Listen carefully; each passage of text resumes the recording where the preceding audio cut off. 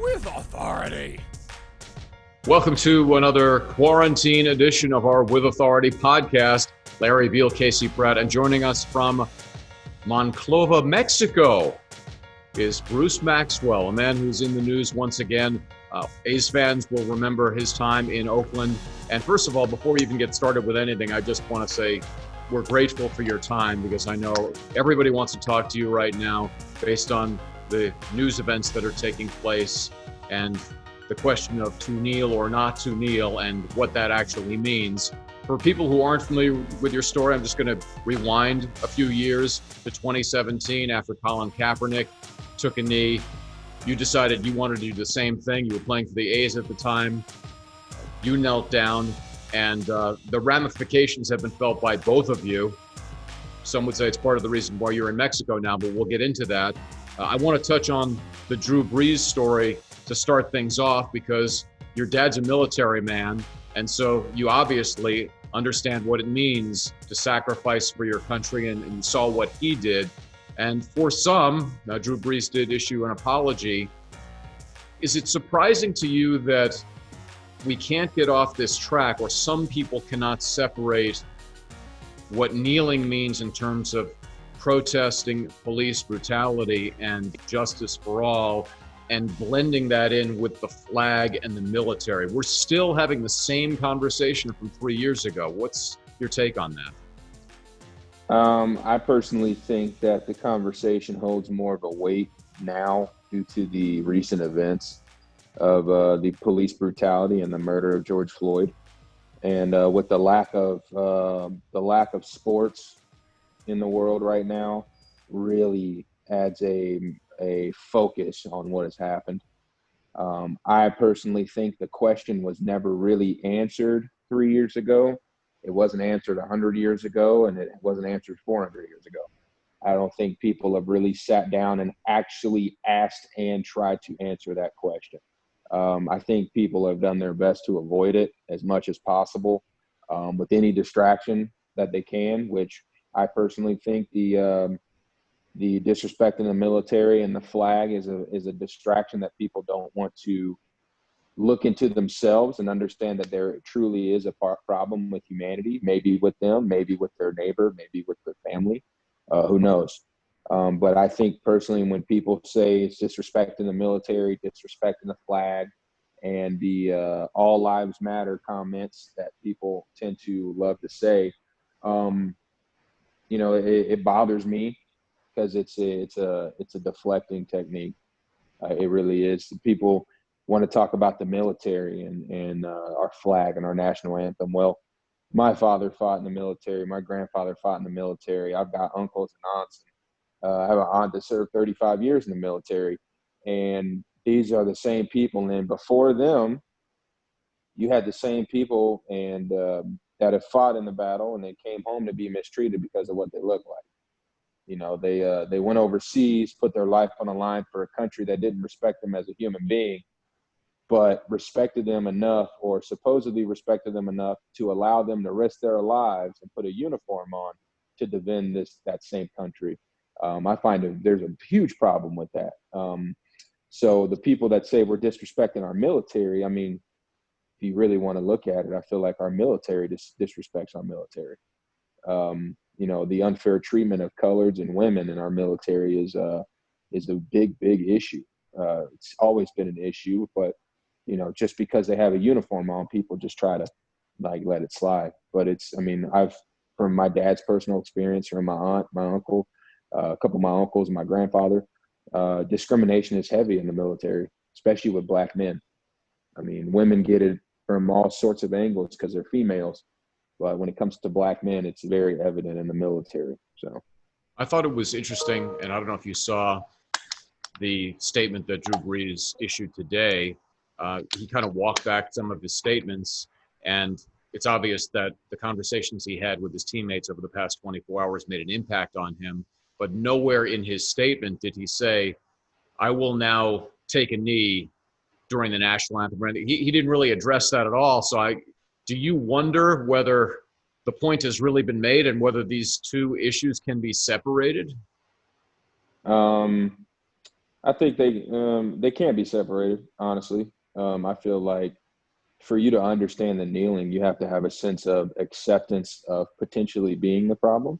You have to have a certain amount of empathy to truly try to understand where Black people are coming from, brown people are coming from. If you choose not to fully accept that you might be a part of the problem, or white people are part of our problem that we have today and we had 400 years ago, then you'll never truly understand where we're coming from. So therefore, you'll truly never understand the message. Personally, Drew Brees said what he said. Um, I mean, I know a lot of people, and I know a lot of guys in the NFL of color, and some of them are some of my very good friends. And he said what he said. I read that on Twitter today. Most people that make comments like that and within 24 hours issue an apology, they're just sorry because they got caught. And there's a lack of understanding. This man has played his career at ultimately a high level. He's a hero down in New Orleans and in the NFL, and a big face for the NFL. But without the help and the support of his fellow Black players, his all-time TD record and all the records and wins that he has wouldn't be. And I say that with the utmost compassion, and then hopefully he understands. If he doesn't, oh well. But without a lot of his success, it leads to his brothers, Black people on his team that also sacrifice for the bigger goal and still have these problems off the field when they're not in uniform. But for the fact that he can't understand that, he can't put his whatever type of pride he has or ignorance that he possesses and understand that his teammates, his so-called brothers on that field are going through these things on a daily basis and are looked at as less than equal human beings because of the color of their skin, something they cannot control. And to make that statement on national television, it's a problem. He's upset and he's apologetic because he got caught. And people are saying, his teammates are coming out and saying things. His hype videos that everybody loves, his leadership badge that the NFL has given him and his teammates have given him has just been revoked. He's never going to be able to come back from that because that's just a lack of compassion. That's from a lack of understanding. Like, you wake up I have one of my friends that from the South with me. He's my stepbrother. I talk to him all the time, and he's always concerned with these things with me because he's white. And my stepmother's family is from Alabama. I used to tell him all the time, and I was like, hey, wake up white with a smile. You're good. Like, you don't have to have any problems. And it was a joke, but it's also kind of serious. Like, white people don't understand how much of a privilege it is to wake up a white in our country. I mean, it really, you don't have to worry about anything. I was like, dude, my dad taught us to respect everybody, to wear your clothes correctly, to make sure you use your manners, like make sure you're on time. That way we could eliminate other bias towards us and our people. I was like, and that's just little things, man. Like, it's he's sorry because he got caught, man. That's what it is. That's what I get out of it. Looking back, when you decided to take the knee, what was the tipping point for you? What was the thing, or it's probably just been an accumulation of life experiences, I would imagine, but what led to that decision? A lot of experiences where I'm from in Alabama. But also what was my tipping point was Donald Trump had a rally that year in Huntsville, Alabama, where I'm raised. To see on national television the support he got for calling the NFL players sons of bitches because they were peacefully protesting the inequality and the police brutality in America against Black people was very uncomfortable for me. It was upsetting to me. I had a little breakdown after seeing that, to see my city where I was raised and developed a lot of good relationships that I no longer have. And to see them support that type of behavior and word choice is pretty degrading for me, and it makes me regret where I'm from. honestly, it's no longer home for me. And my mother and my parents can attest to that, because I very rarely go back home because of that. That was my tipping point. That was my tipping point. I was like, you know what? I've given baseball my whole life. I've sacrificed my family relationships, my personal relationships for this game.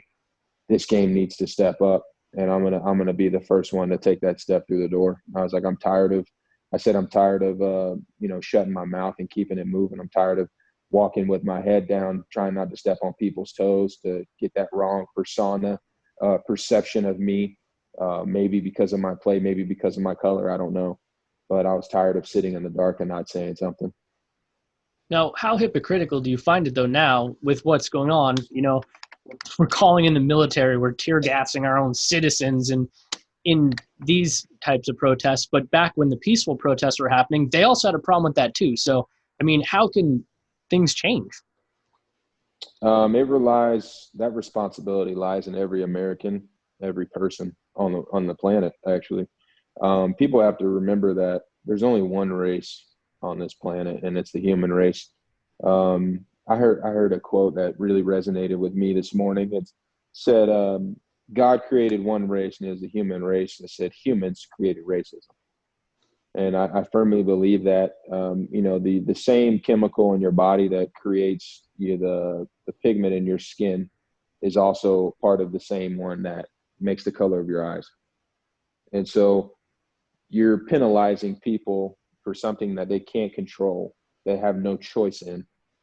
But for some reason, you have this persona that you're a hierarchy if you're a white person in America, and you feel like have a sense of entitlement that gives you the power to degrade and belittle other people of color that don't look like you.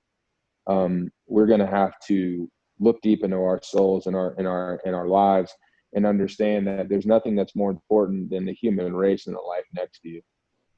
Valuing your neighbor and valuing your friends and valuing people for the lives they have and the blessings that they have to be alive every day, instead of valuing what kind of car you drive, what neighborhood you live in, what kind of job you have, what color you are. Because at the end of the day, we all look the same in God's eyes. And I tell people that all the time. It doesn't matter if you're black, blue, or purple. If you're a good person, we're going to get along really well. And it really doesn't matter. It's within all of us, man. It's a leadership question. It's how do we get out of this? And it's from everybody taking a step back and checking themselves, holding themselves responsible, holding their family responsible for mistreating people for things they can't control. That's a big step for me, and that's what I try to do every day. And kids I mentor and kids I coach, all over the country. I still coach them. I tell them, focus on your education. Try to be a good person every day.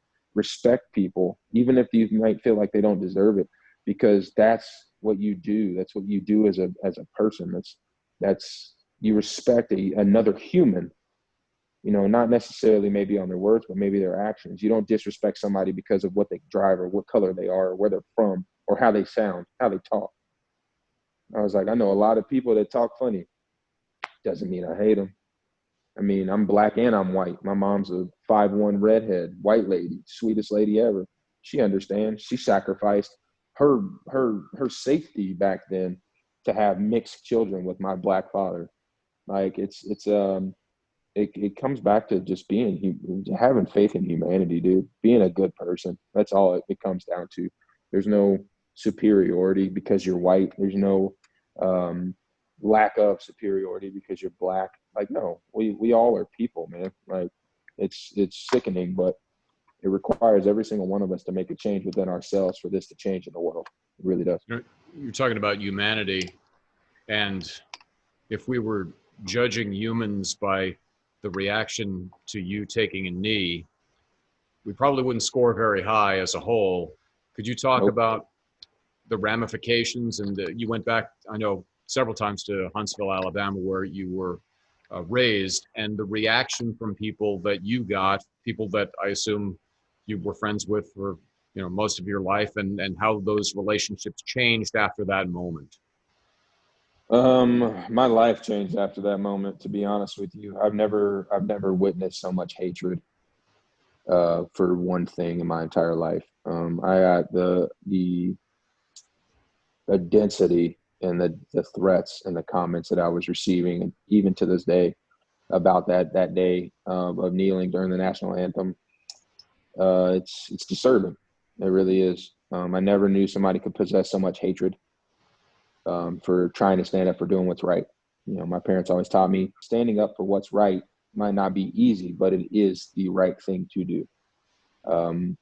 You know, and to see the very little that did support, I got a lot of support from military vets, including the ones in my family.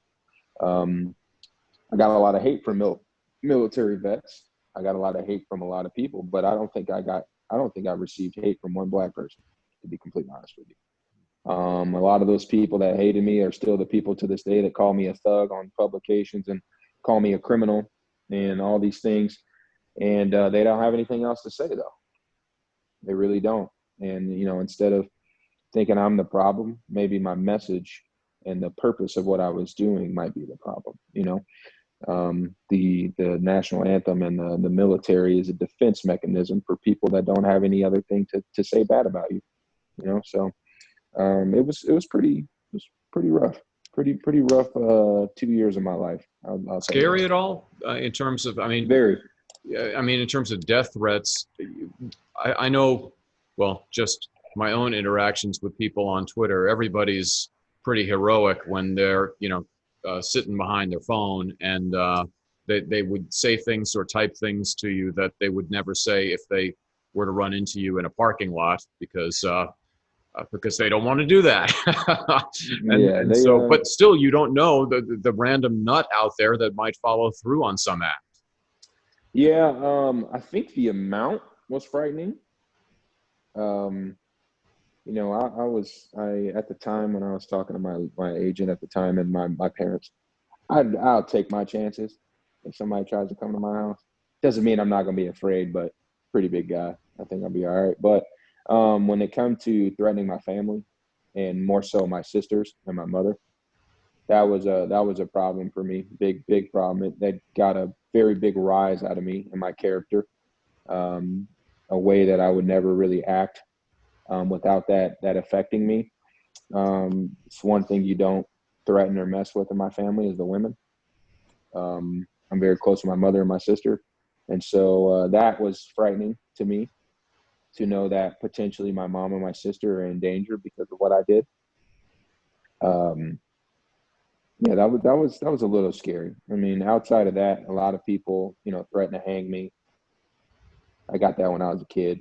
You know, they threatened to, you know, blow up whatever, or they set my house on fire, or whatever it is. Like, it's all frightening, but the grand scheme of things, the volume and the amount of hatred that I received was the scariest thing to me. It caused me to, I was locked in my house for about 3 weeks. My mom came out, my dad came out. It was a dark place for me. Thought about suicide. I really did. I was surrounded by so much hate, I was losing my purpose at the time. I really was. Because in my mind, I'm like, you know what? I stood up for what was right. I stood up for my own family, the problems that we've had with inequality and all these things, and where I'm from, my friends that have dealt with it, gotten beat up by the cops for for racial profiling and whatnot. And I thought I was doing what was right, what was in my heart, and to be penalized and to, in my opinion, lose my career over that was demoralizing. It really was. What was the support structure like for you in the immediate aftermath of it, though? I know that, you know, Mark Canna was there. He had his hand on you, and your teammates were there with you. So what kind of reaction did you get from them after you did take the knee? At the moment, I had support. I had support from my staff and our ownership and my teammates. I had actually addressed all of them before the game, before batting practice, the day I did it. Gave them my reasonings, gave them my purpose, and gave them the right and the opportunity to object if they feared for their reputation, their family safety, whatever it is. and nobody did. So at the moment it was great, honestly. But the aftermath, after my arrest and all those things, my agent was no help at the time. The Players Association never talked to me. It took them months to reach out to me, but they never helped me with anything.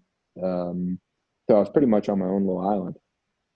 I wasn't represented by the people I'm represented now at that time, and I wish I would have been. A lot more might have came to surface, and this might have been a little easier transition for me.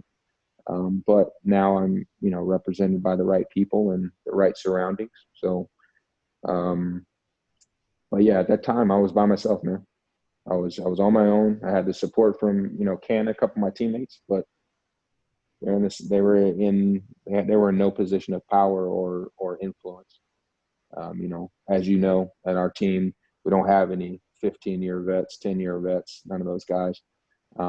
And so I was really on my own, outside of the couple guys who spoke up in the league and that were no longer in the league. I got support from those guys, a couple of my mentors, LaTroy Hawkins, Coco Crisp, Adam Jones, those guys. But other than that, I mean, it slowly went back to just me. At the time, the message and the meaning was supported, but then there was no actions to show the support. So it slowly faded away, honestly. So. Yeah, I mean, it's interesting how people can have a lack of listening and understanding. When you first did it, I was really happy for you. I was excited for you because being able to interact with you just in the little bit that I was able to, you're so well spoken, you're so approachable, you're such a great ambassador for something like this that I was excited. But then people just want to pile on and pile on and pile on. And then you were in that dark place. And then, as you mentioned, the arrest did happen. So have you seen that they just want to pile on? And can you explain maybe how that all happened? Because I know that you said you were in a very tough spot at the time and obviously understandably scared. Yeah, my arrest happened, and a lot of people don't want to know the facts. A lot of the facts are skewed on the internet. So I spent my time in this last couple of days explaining to people who want to hear it what my truth was. And truth is that I was intoxicated in my own home. I had a knock at my door that I personally did not um, invite, lack of a better word. I didn't know who was there. I was frightened. Like I said, I was intoxicated. I own that. Intoxicated in my own home is not a crime. So I went to my safe, got my gun. I answered my door. Mind you, I have two doors at the place I was living at the time. I opened up the first one, had my gun in my hand. Inside my home, a little girl popped out. I startled. She startled. I apologized to her. She was clearly frightened. I would be frightened too. I understood it. I apologized to her numerous times, and then I walked back in after I found out who she was and what she was doing in my house. I walked back in my living room, and I put my gun back in my safe. I walked back out. I apologized to her again. I was like, I don't remember ordering anything on my phone, and I looked at my phone, and one of my friends who was drinking with me before I came home ordered food, but he didn't end up coming home with me, and I forgot. I was like, tend to forget things when you're intoxicated. So she was like, no, it's all good. Like I told her, I'm sorry, I frightened you. Didn't mean to. Just in a rough spot right now. I'm in a rough place. She opened my door, handed me the food, and walked away. Next thing I know, I got 911 calling me, and because she had made a call to them, and they called me, and I was directed to walk outside, and I had rifles pointed at me. Like I had rifles pointed at me like I had just killed 30 people and hid their bodies in my apartment. So they put me in cuffs. I had a police officer try to kick me down on my knee while I was already in cuffs. And I wasn't even moving. I was just standing there, and I didn't fall. And he made a comment like, next time I tell you to get on your knees, get on your knees. I was like, there's no need for it. I'm already in cuffs, and I'm not even resisting. I'm just standing here. I don't even know why I'm getting arrested. And so as that time pursues, I asked for shirt and shoes. They deny my right of shirt and shoes. I asked them multiple times for it. In the police report, they said that they offered me shirt and shoes, and I said no, which is not true. because why would I not say no? All I had was shorts on. I mean, and I didn't know what I got charged with or supposedly was getting charged with until the next morning. They never told me. And the beautiful TMZ video that's cut that everybody in the world has seen that says it's cut to where it says I said MLB. What people don't know and what they choose not to know is that whole skit got cut. But who I was talking to was a former Oakland A minor leaguer, one of my teammates, a guy who I used to call a friend. I was telling him, I was like, I know why you guys are here. I know why there's 10, 12 of you guys here. I was like, you guys know who I am. He was like, we get it, Bruce. You're a Major League Baseball player. You play for the Oakland A's, blah, blah. I was like, no, that's not what this is about. I said, the MLB. I said, career, job. I said, we're talking about a black man right now getting arrested by all these white dudes excessively, and you guys won't even tell me why you're arrested. So that's that whole skit that people don't see. Which your judgment's your judgment. Like I'm not here to change your mind really. But I got sent to the county police that night, stayed overnight. The next morning, a police officer that woke me up in the cell before I got transferred to city, he was like, where are your shoes and your shirt? I was like, I asked the police officers that arrested me last night, and they wouldn't tell me why I was arrested, and they wouldn't give me a pair of shirt and shoes. And this random police officer went and gave me a gray T-shirt and some flip-flops before they took me outside and put me in the van to get transferred. And so it was a rough time, man. It was really a rough time. It was a dark place for me. I was scared for a lot of reasons. I was frightened a lot of reasons. And like I said, I was in a very suicidal state. And I didn't want to go outside, I was like, I never knew why some people could hate me for doing what's right on a clear issue in America, because I personally have grown up to believe in humanity and to not judge somebody by the color of their skin, but by their actions. And so to continue that hate and to continue what I went through and still to this day, and it influenced my career and influenced my life the way it has is unfortunate, but I still find a way to wake up every day with a smile and get back to work. So any regrets on any of this?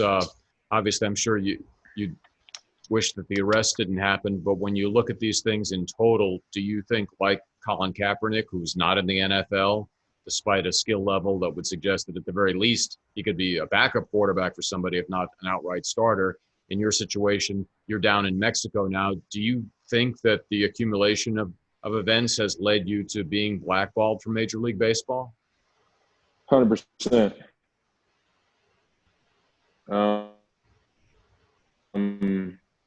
I've heard all types of excuses why I'm not back in the States or the NBA or the MLB, and they're like, oh, it's probably because of the arrest, not because of the kneeling. Kneeling's never been the issue.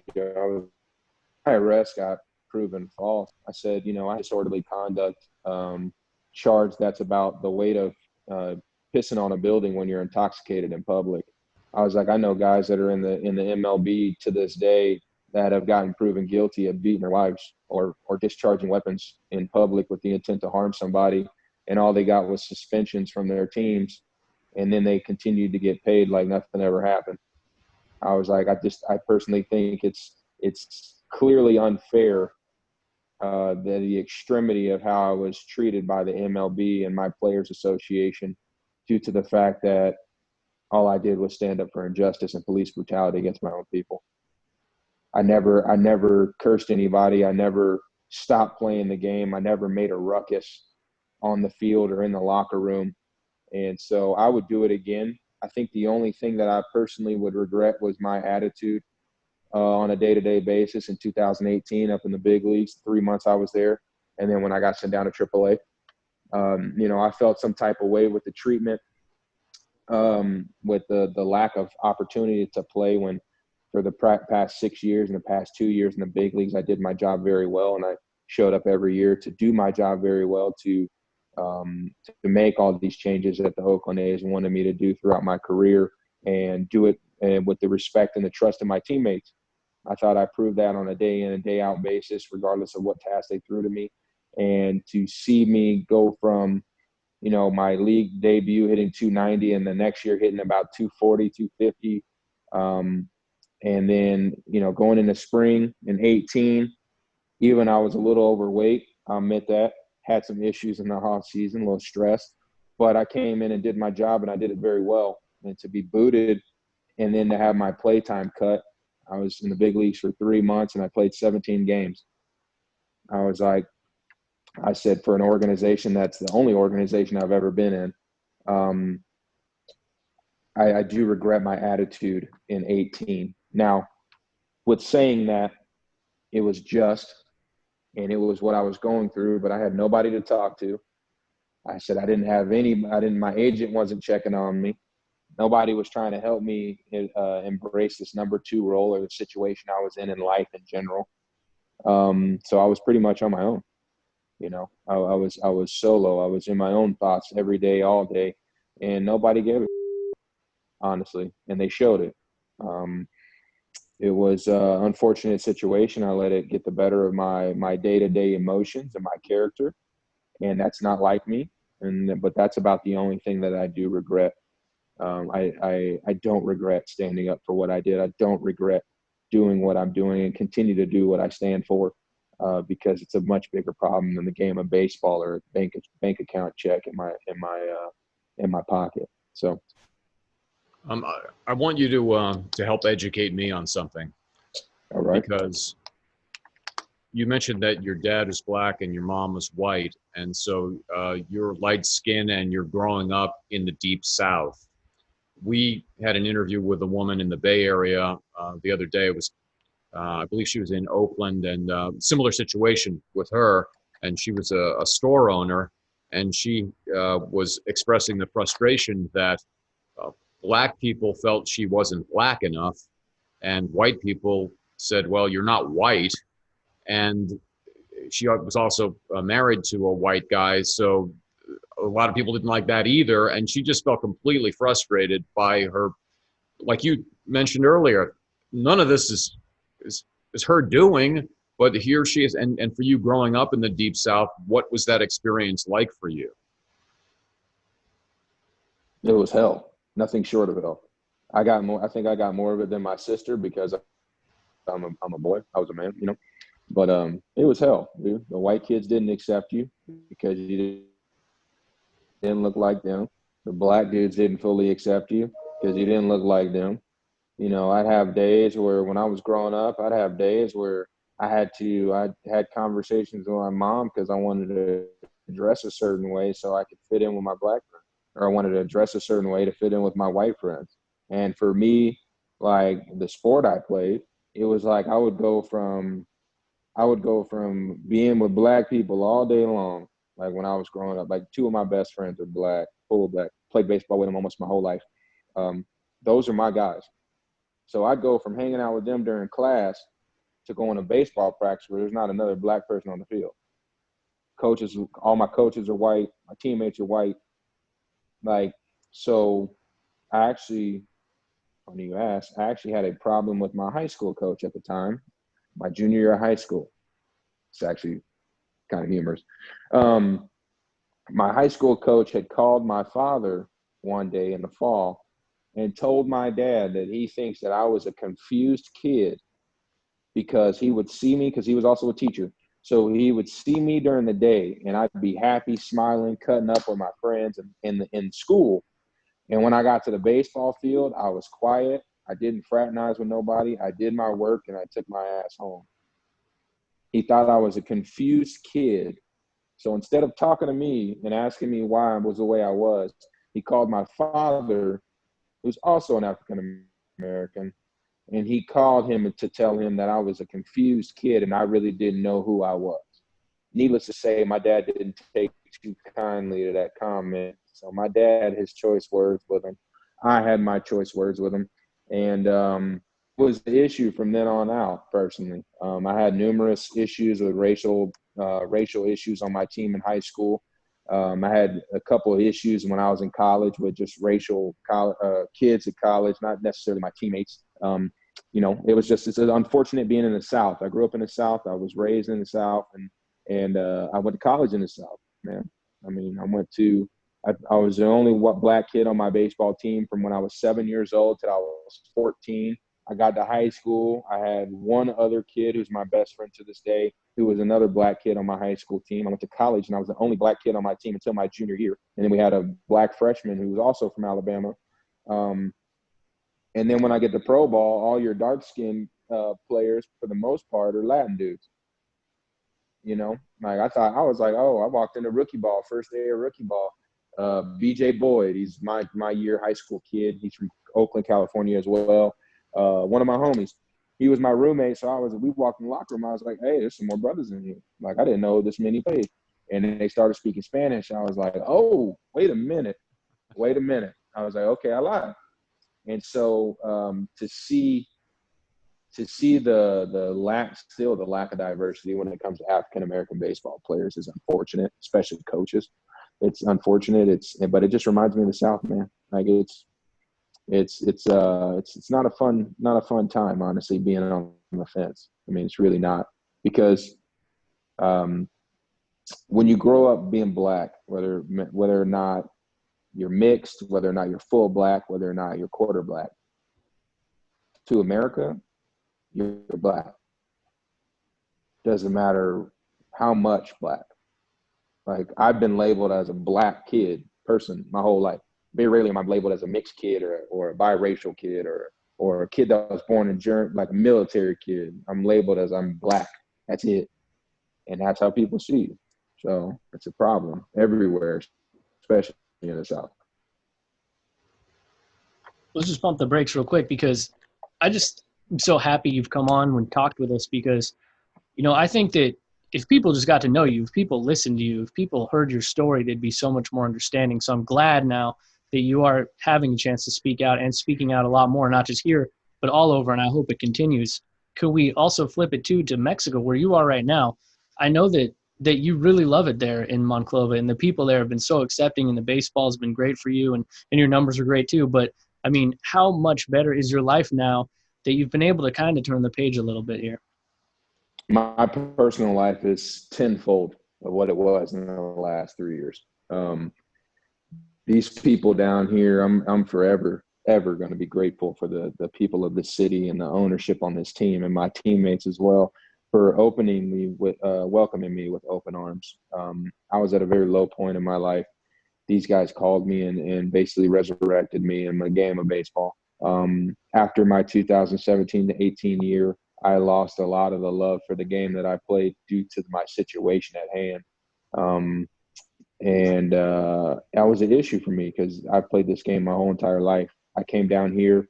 The day I got to Monclova, these people were asking for pictures at restaurants, and they knew exactly who I was. They knew my jersey number. They knew my stats. They knew everything, because they were so excited, because I was coming here for their team.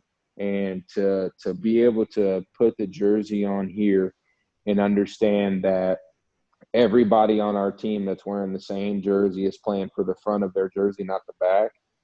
And we know that no matter win or loss, our fans in the stands are right behind us. There's no better feeling. No, there's no better feeling. I was in tears when we won the championship last year. First time they brought the championship home to Monclova in 45 years. Wow. I was in tears to see the stands chanting our names, individually chanting our names, yelling as loud as they can, the music, the confetti. It was the most exciting time of my baseball career in my entire life. It really is. It outweighs the day I got drafted. It outweighs my major league debut, because everybody knows, you guys are covering baseball and all types of sports. Baseball nowadays in the States is a very quiet, quote unquote, boring game to your spectator. Okay. And down here, it's anything but boring. You have music in between pitches. You have dancers. Some teams have multiple sets of dancers. You got parties going on in the stadium, but it's like when the game is going on, when it is in action, everybody in that stadium is locked in. To see people love their sport and influence us players with that love is something that I cannot replace. It's something that I feel like I owe this city for a lifetime. And if my career keeps me down here until I retire, then I will make sure that when I do hang up my cleats, that this city knows that they have a place in my heart for as long as I live and long after I'm passed away. So, how hard has it been, playing in Mexico as a catcher? That's one of the most communicative positions, almost short of the manager. So I know that you've picked up a lot of Spanish, but what are the hurdles been like with that? I think the biggest hurdle for me is the trust. The language isn't as bad as people might think. I think 95% of our team last year spoke English, and we had Dominican guys, American guys, Latin dudes. About 95% of our team at least understood it.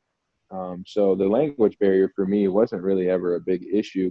It was the earning the trust of my Latin teammates, because I know you guys maybe did any research, but we had Chris Carter, Eric Ibar, Francisco Peguero, Al Albuquerque.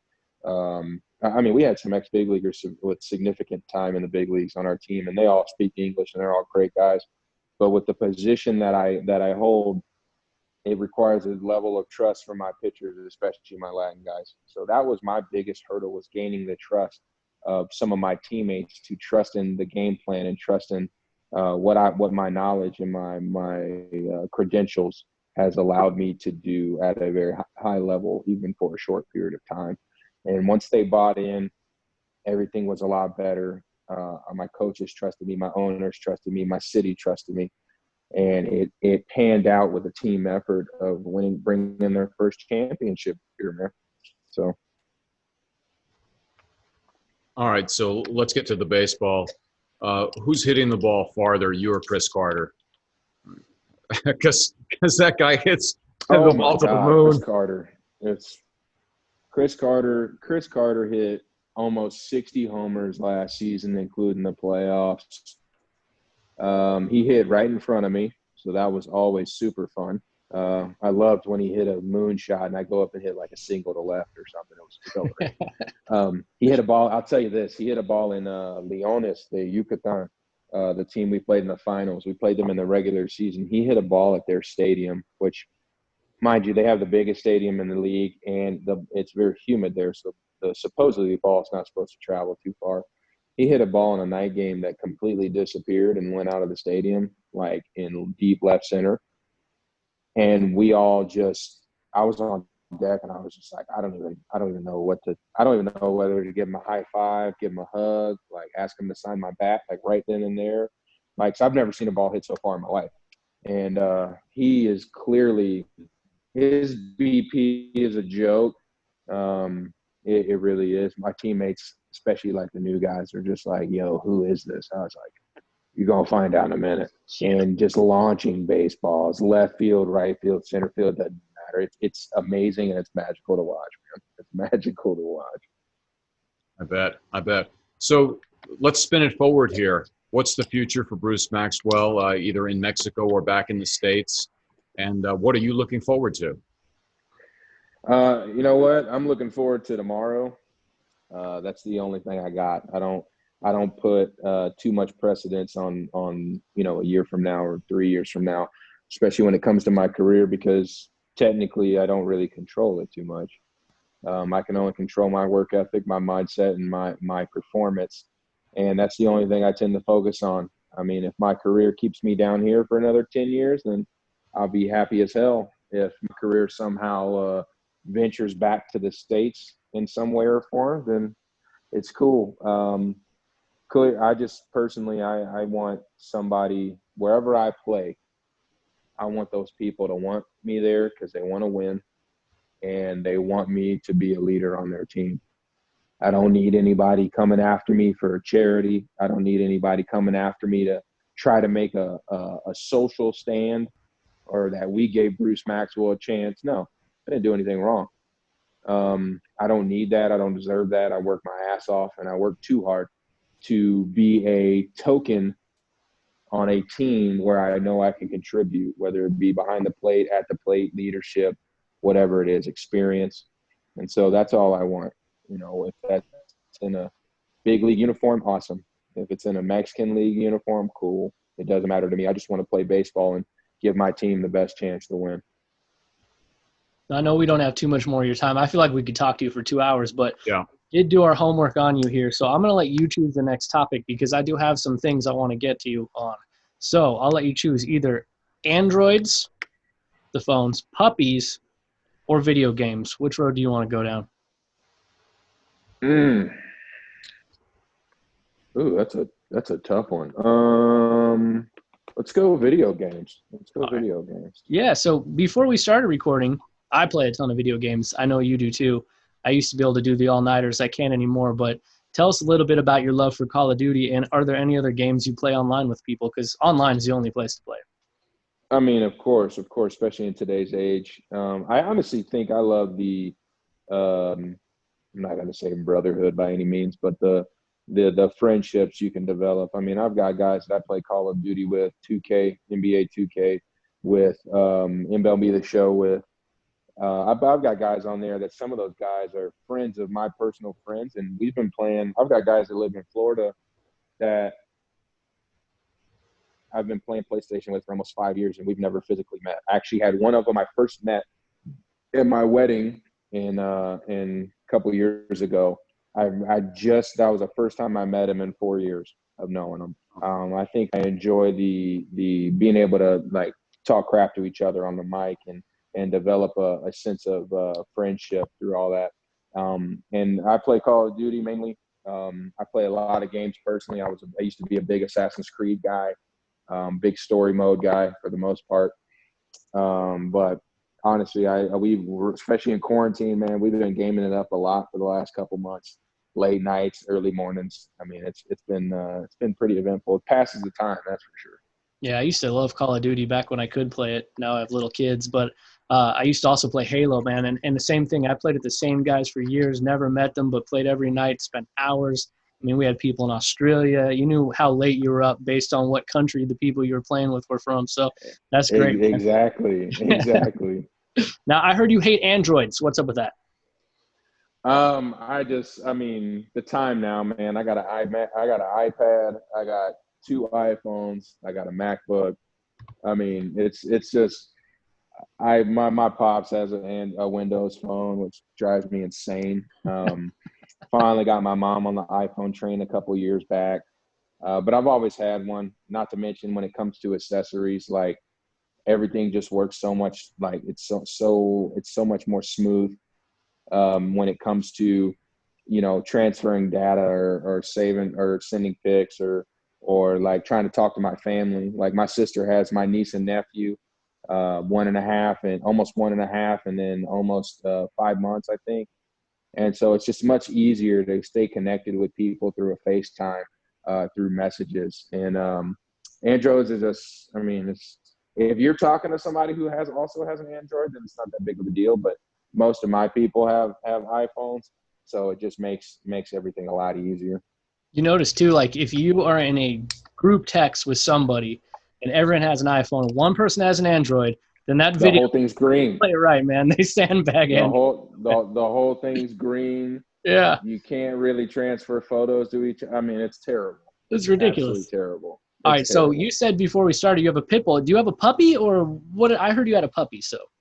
Yeah, I do actually. Would you like me to go get him? Yeah, absolutely. Sure. Okay. Oh, look at that. I have a purebred pit bull, gray pit. He's 4 months old, or excuse me, he's 3 months old, and he is a little problem child. He really is. He likes to bite a lot. And I guess I don't know if that's a pit bull thing or a baby thing, but I have a couple other dogs at the house, and I've never had that issue as old as he is, 3 months old. So he likes to bite, he likes to tear things up, your normal baby syndrome. But he's it's funny, I actually got him from one of my guys on the team. He's our lead photographer. He has the parents. And they had a litter, and he called me. He was like, "Hey, I know you have a house. I heard you wanted a dog. Would you like one?" I was like, "Yeah, what kind of dog are we talking about?" So this is my first pit bull, and he's gray. He's 3 months old. He's almost 30 pounds. He's almost 3 times the size of his brothers and sisters. I took him to the vet a couple of weeks ago, and the guy was like, "What do you feed him?" I was like, "Purina dog food." Like, I was like, "What am I supposed to feed him? Like HGH and like steaks?" Like, I was like, "I'll feed him steaks when he gets, 100 pounds. Like, I'm saying I'll throw him a full steak or whatever. But like, he's 3 months old, dude. Like, what am I supposed to feed him? I have regular dog food over here. Occasionally give him some chicken or some steak or some shrimp or whatever if I make it or whatever. But like, it's not like I just feed him all day long. Like, I only feed him like 3 times a day. So, but he's my let's see, third purebred I've had. We had a purebred Rhodesian Ridgeback growing up. I had an Alaskan Malamute purebred 2015 when I was in AA Midland with the Oakland, and now he's my purebred pit. So. Well, let's hope he stops biting, because if he gets a lot bigger, that's going to be a problem for the other dogs. That's for sure. Man, it's already a problem. I got scratches. Man, I got scratches everywhere. Like, I have 2 small holes in my wrist where he bit me yesterday. I was actually bleeding through my tattoo. It was actually nuts. And I was like, dude, my girlfriend's gonna be pissed when she comes over here, because she's like 5'1", 110 pounds, man. I was like, he's gonna bite through her arm. Well, we ought to wrap it up. Is that an Alabama T-shirt that you're wearing? 100%. I see an A. So are you still Crimson Tide, man, or what? Born and raised, man. My parents are from Indiana. My dad's a big Notre Dame fan, but as I got older, I understood that, where I'm from, me personally, is from Alabama. So I've been rolling Tide for a long time. I have sweatshirts, T-shirts. I even got a pair of cowboy boots that have the Alabama Crimson A engraved in the bottom of them. They're like custom made. And I wear them only on Saturdays, football days. And so I got jerseys. I got, you name it, I got it, man. I'm a big diehard. Well, it's interesting that even though you went through a lot of frustration when you were growing up, you still do have a connection to Alabama. Yeah. I mean, the way people treated me and viewed me didn't change the fact where I'm from.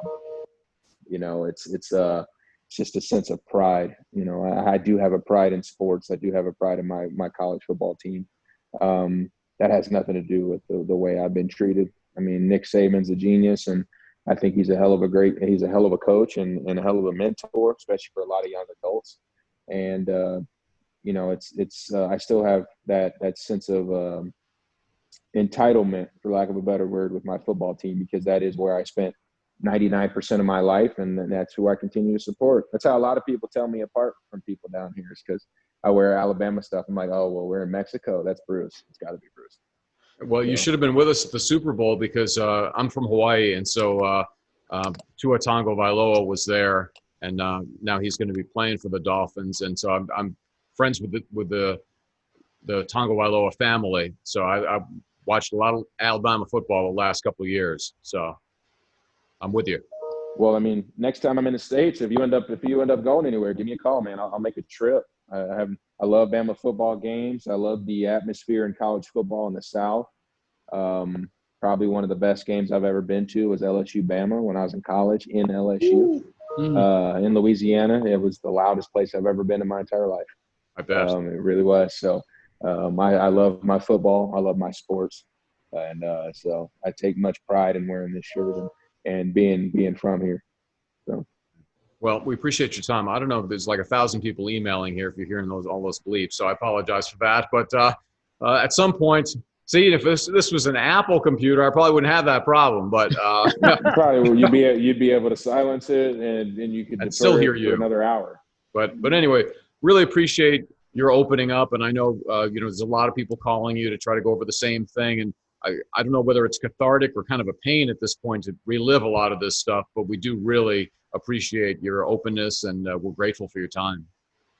Oh, no problem, man. I appreciate the willingness and the openness of you two to even be receptive of what I have to say at this time in the country.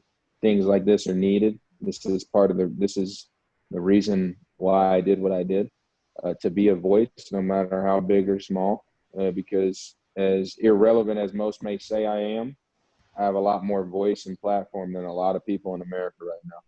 And so they need this. We need this as a country, as a people. And to instill change, we have to have people who aren't afraid to open their mouths, good or bad. So I appreciate the willingness to contact me and to listen and to engage in this conversation. And I look forward to many more down the road. Yeah, man, Yeah. I could say for sure, I really, really hope that you do a lot more of these interviews because, you know, I can say that I was around behind the scenes with the A's. I've seen you. I've seen how you interact with people. You're one of the most genuine, nice, just great dudes. And so on a human level, man, I wish the best for you. I think you're just an absolutely great human being. And I hope that you can keep spreading your word and telling your story because I think that all the best for you is what you deserve. Well, I appreciate that, Case. You're one of very few that know me in my baseball career, that truly know me. You know, and I know you know that I've always told people that I'd rather you remember me as a good human being than a great baseball player. And I firmly stick to that. It's a goal of mine. It's always been a goal of mine. And so I try to be humanly the best person I can be on a day-to-day basis, regardless if we're at the field or if I'm at my home. So I appreciate that. It means a lot. And like I said, I hope things square up with you guys out in there. Be safe. And if you guys ever need anything from me, both, you know, you have my cell phone number, and just give me a shout, man. Give me a shout. All right. Thanks so much for your time. Appreciate it. Hope we can meet in person. No doubt. You guys have a good day. With authority.